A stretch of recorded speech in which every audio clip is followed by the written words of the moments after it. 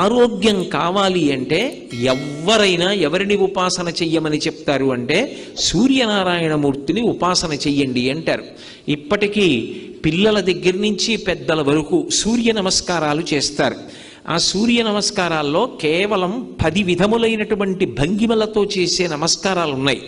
అవి తేలికగా చెయ్యడానికి వీలుగా ఉంటాయి.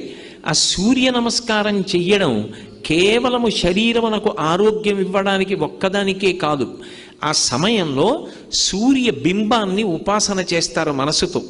ఆ ఉపాసన చేసిన కారణం చేత దృష్టి నిలబెట్టడం కూడా అలవాటు అవుతుంది. దృష్టిని కేంద్రీకరించడం, ఒక విషయాన్ని పరిశీలిస్తున్నప్పుడు, ఒక విషయాన్ని చదువుతున్నప్పుడు, ఒక విషయాన్ని వ్రాస్తున్నప్పుడు దృష్టిని దాని మీదే కేంద్రీకరించగలిగినటువంటి శక్తి దేని వలన ఉత్పన్నమవుతుంది అంటే కేవలముగా ఆ సూర్య నమస్కారముల యందు